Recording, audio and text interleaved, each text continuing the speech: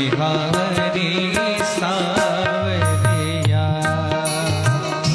अवध बिहारी सावरिया।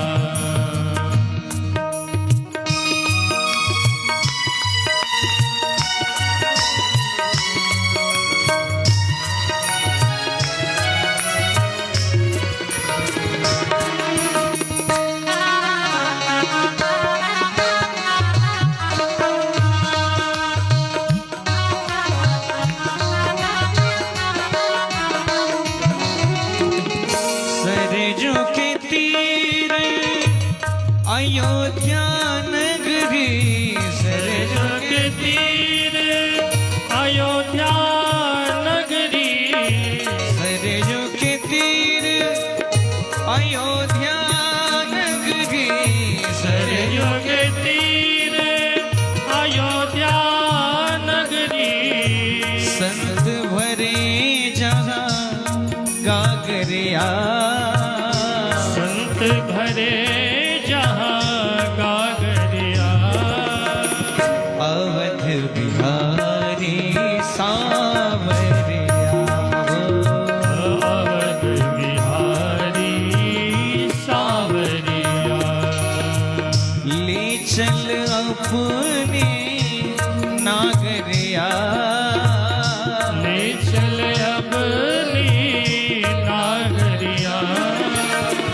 अवध बिहारी सावरिया, अवध बिहारी सावरिया।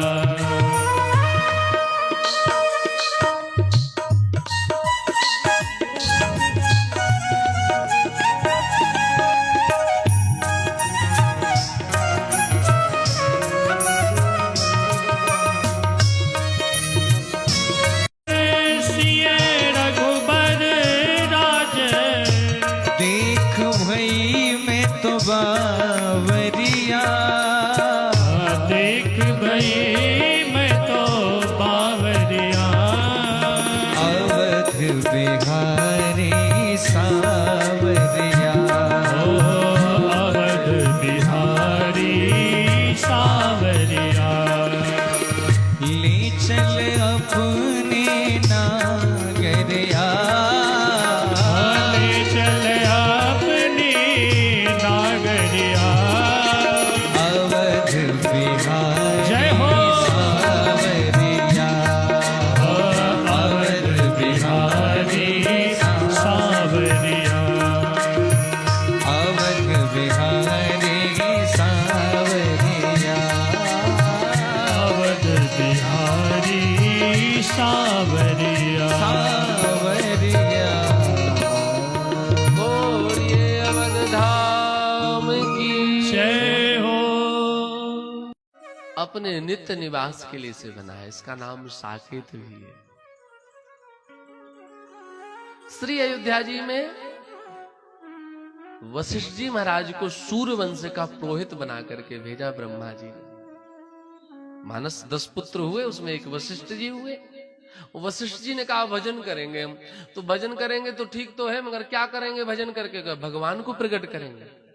तो विश्वास है कि आपके भजन से भगत श्री राघवेंद्र सरकार को आप अपने हाथ से अक्षर ज्ञान सिखाएंगे, उनका आप यज्ञोपवीत संस्कार करेंगे, उनका आप नामकरण करेंगे, अरे उनका आप विवाह कराएंगे महाराज। वशिष्ठ जी ने कहा ब्राह्मण पुरोहित कर्म करने में थोड़ा डरता है, हिचकिचाता है, परंतु हम वो भी स्वीकार लेंगे, क्योंकि हमारे जीवन में ये परम सौभाग्य होगा कि हम भगवान का विवाह करने वाले होंगे। हमारे अयोध्या जी में एक भवन है, उसका नाम है विभूति भवन। उसका नाम क्यों पड़ा विभूति भवन? वहां रोज सीताराम जी का विवाह होता है। पंचमी दोनों पक्षों की तो विवाह होगा ही होगा। भगवान की विवाह की तिथि पंचमी है, तो पंचमी को विवाह होगा। और वैसे तो रोज सीताराम जी का विवाह। अच्छा, हम लोग सीताराम जी का विवाह गाते हैं, सुनाते हैं या करते हैं, तो भैया पूछे कि क्यों करते हो? क्या उस समय के विवाह में कोई कमी रह गई थी? अरे उस समय कोई कमी नहीं रह गई थी, परंतु बस एक कमी रह गई थी। क्या कमी रह गई थी? उस विवाह में शायद उस समय हम नहीं थे, इसलिए भगवान का हम फिर से विवाह करके हम बराती घराती बन के सेवा देते, इसलिए विवाह करते हैं। भगवान का उत्सव मनाने का यही फायदा है। रामनवमी महोत्सव मना रहे तो जानिए कि हम त्रेता में हैं और रामलला हमारे सामने प्रकट हुए हैं। यही तो परमानंद है। इसलिए संतों ने ये रास्ता दिखाया। वशिष्ठ जी ने स्वीकार लिया ये पद, पुरोहित कर्म करना। अब ब्राह्मण के लिए संध्या वंदन करना अनिवार्य है। बिना गायत्री के कल्याण होने वाला नहीं है। गायत्री तो जपनी पड़ेगी। दान दक्षिणा का पा रहे हो तो भी, और नहीं पा रहे हो तो भी, गायत्री तो मोस्ट इंपॉर्टेंट, सर्वोपरि है गायत्री। अच्छा, गायत्री जपने के लिए, संध्या वंदन करने के लिए यदि नदी तालाब का किनारा हो तो और उत्तम है। तो अयोध्या जी में कोई नदी नहीं है। वशिष्ठ जी ने कहा, ब्रह्मा जी को तप करके प्रसन्न किया है। आपने कहा कि पुरोहित बन जाओ, मैं बन गया, परंतु पुरोहित कर्म करने के लिए एक नदी चाहिए। अब नदी नहीं है, कहां से क्या करें? ब्रह्मा जी ने कहा, आप चिंता मत करो बिटवा, हम तुम्हारे बाबूजी, हम नदी की व्यवस्था करेंगे। ब्रह्मा जी ने तप किया।